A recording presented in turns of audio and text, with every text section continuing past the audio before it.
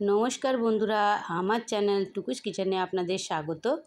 বন্ধুরা, আজকে খুব সহজভাবে একটি 2-in-1 আইসক্রিম রেসিপি নিয়ে এসেছি। এটা ভ্যানিলা স্ট্রবেরি আছে।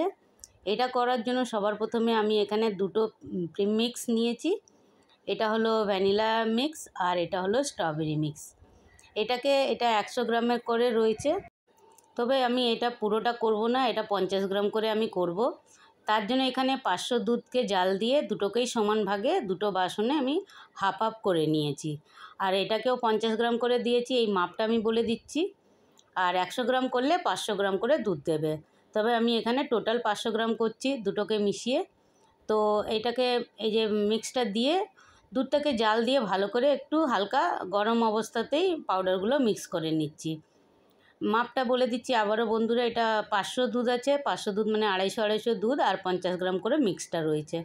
দিয়ে এটাকে ভালো করে আগে গুলে নিতে হবে, তারপরে এটাকে একটুখানি এটা ফুটাতে হবে। সেটা পুরোপুরি একদম আঁচ বাড়িয়ে করবে না, এটা কমিয়ে করবে, আঁচটাকে কমিয়ে করবে আর একটু ঘন হওয়া অবধি এটাকে ফুটিয়ে নিতে হবে।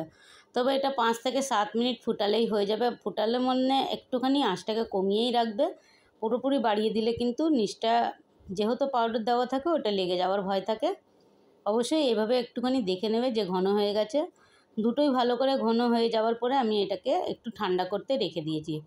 পুরোপুরি যখন ঠান্ডা হয়ে গেছে তারপরে একটা টিফিন বাটিতে কিংবা যে কোনো এয়ারটাইট কন্টেনারে এটাকে ট্রান্সফার করে নিতে পারো। তারপরে দেখো এইভাবে করে আমি দুটো বাটিতে দুটোকেই ঢেলে সেভ করে নিচ্ছি।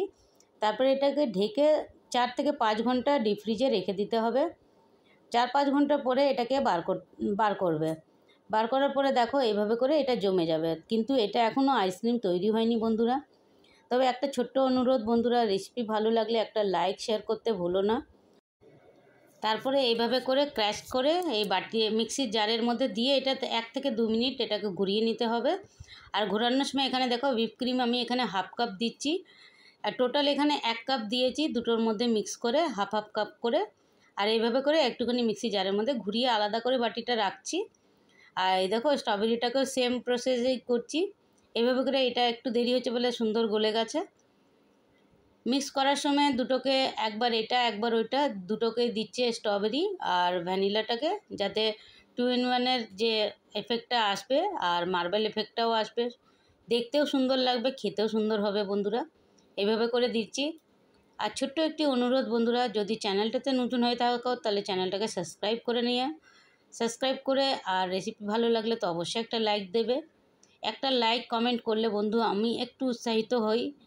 তবে এর আগের রেসিপি আইসক্রিমের তোমরা অনেক ভালোবাসা দিয়েছো, তার জন্য অনেক অনেক ধন্যবাদ।